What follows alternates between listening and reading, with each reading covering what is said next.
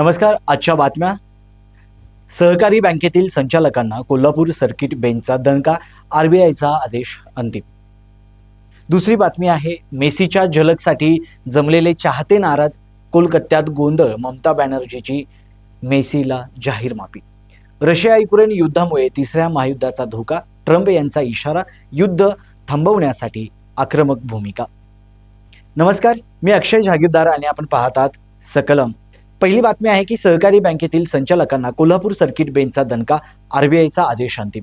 Kolhapur circuit बेंचच्या या निर्णयामुळे सहकारी बँकांमधील वर्षानुवर्ष एकाच व्यक्तींचे वर्चस्व संपुष्टात येण्याची शक्यता निर्माण झाली आहे.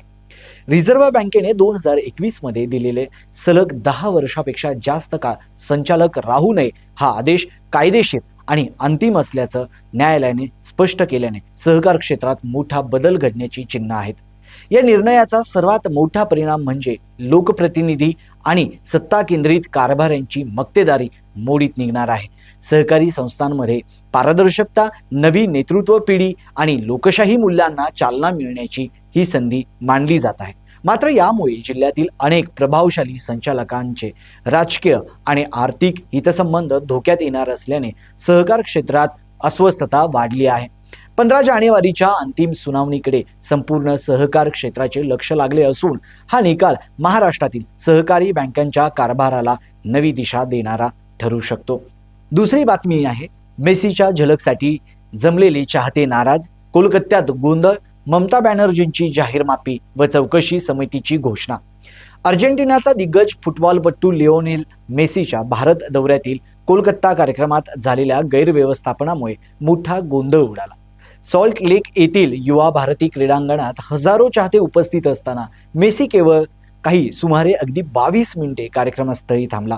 त्यामुळे चाहत्यांच्या अपेक्षा भंग झाला आणि संतप्त जमावाकडून बाटल्या, खुर्च्या फेकण्याचा प्रकार घडला. या घटनेवर प्रतिक्रिया देताना मुख्यमंत्री ममता बॅनर्जी यांनी तीव्र दुःख व्यक्त करत मेसी आणि चाहत्यांची जाहीर माफी मागितली.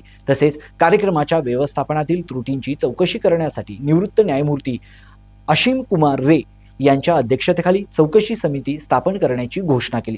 ही घटना आंतरराष्ट्रीय दर्जाच्या खेळाडूंच्या दौऱ्याच्या नियोजनात व्यवस्थापन, सुरक्षा आणि जन अपेक्षा यांचा समतोल राखणे किती महत्त्वाचे आहे हे अधोरेखित करते.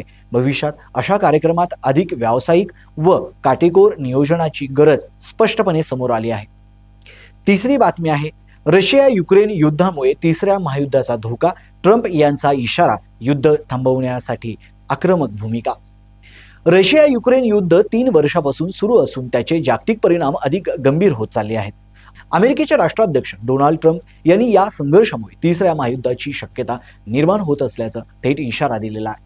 युद्ध थांबवण्यासाठी आपण सातत्याने प्रयत्न करत असल्याचा दावा करत त्यांनी दोन्ही देशांना तात्काळ संयम दाखवावा अशी जोरदार मागणी केली आहे. ट्रम्प प्रशासनाने मांडलेली शांतता योजना युक्रेन व युरोपीय देशांच्या विरोधामुळे अडचणीत सापडलेली असून त्यामुळे अमेरिकन नेतृत्व नाराज असल्याचे संकेत मिळतात. दरम्यान रशियाचे राष्ट्राध्यक्ष व्लादिमीर पुतिन यांच्याशी झालेल्या चर्चांमधून काही प्रमाणात सकारात्मक संकेत मिळाल्याचे ट्रम्प यांनी सांगितले आहे.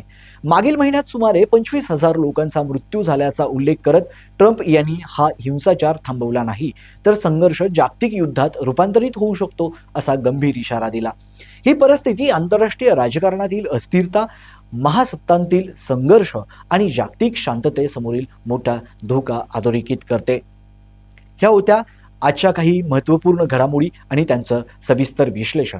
आजचा व्हिडिओ तुम्हाला आवडला असेल तर लाईक आणि शेअर करायला विसरू नका. तसेच आपल्या हक्काच्या सकलम चॅनलला सबस्क्राईब करा. धन्यवाद.